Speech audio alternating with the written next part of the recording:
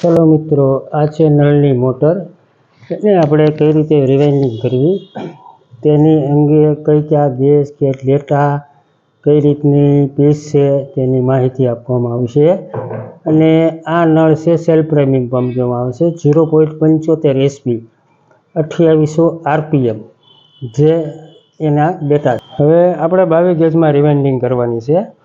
Running 22 gauge અને 1 થી 6, 1 થી 8, 1 થી 10 એમ 4 કોઇલ બનાવવામાં આવશે અને તેને આપણે રનિંગ વાયરિંગ કરશું. હવે આ રનિંગ વાયરિંગ બેહાડવામાં આવશે. એમાં 4 પોલ મૂકી દેવામાં આવશે. 4 પોલ મૂકવા એટલે 1 થી 6, 1 થી 6 માં ખાને બેહાડવામાં આવશે આ 22 ગેજ.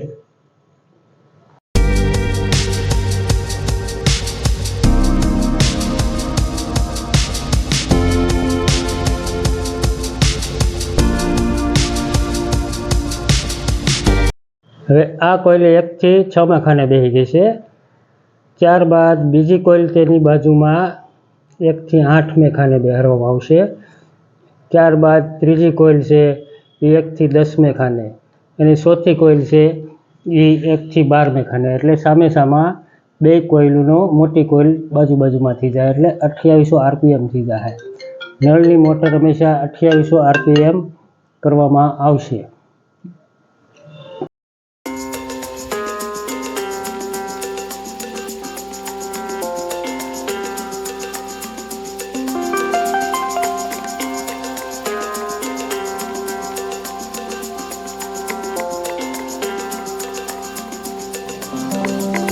હવે સામે આપણે એક એનું વાયરિંગ થઈ ગયું છે 2800 RPMમાં રનિંગ બેસી ગયું. હવે ત્યારબાદ એને સ્ટાર્ટિંગ 1 થી 6 પીસ તે સેમ રનિંગની જેમ બેહાડવામાં આવશે. રનિંગ જેમ બેઠી તેની પીસ બરાબર પીસ પ્રમાણે થશે.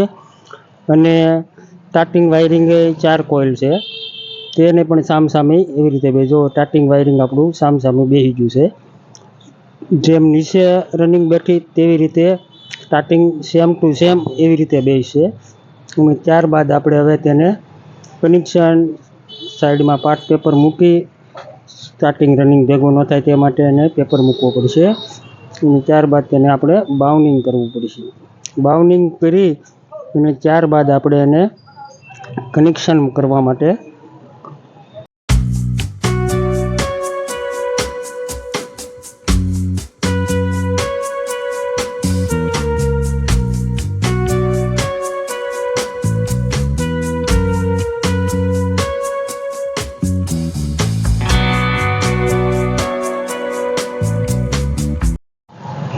બાઉન્ડિંગ ત્યારબાદ આપણે હવે પાર્ટ પેપર મૂકી અને એને કનેક્શન કરવામાં આવશે.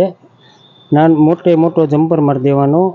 સેમ એવી રીતે સ્ટાર્ટિંગમાં મોટો જમ્પર મારી દેવાનો અને 4 છેડા, 2 છેડા રનિંગ, 2 છેડા સ્ટાર્ટિંગ એવી રીતે આપણે એના કનેક્શન કાઢવામાં આવશે.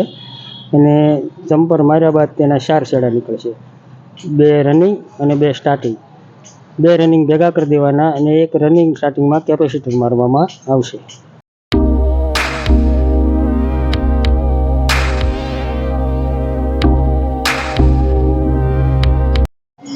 આ આપણા છેડા કાઢવાના છે. તે હવે છેડા કાઢીએ આપણે. 2 રનિંગ 2 સ્ટાર્ટિંગ અંદરથી કોમન કરી નાખેલો છે જેથી કરીને આપણે 4 છેડા ન કાઢવા પડે. 3 છેડા કાઢીને પણ તમે કરી શકો સબમર્સિબલ વાયરિંગમાં જેમ આવે છે તે રીતે. એનો કોમન ખાસ એવી રીતે કરવાનો કે મોટર પાણીની કઈ રીતે ફેરવાની છે એ જોઈને આપણે એનો કોમન કરવાનો રહેશે. આ છે 0.75 SP મોટર રિવાઇન્ડિંગ.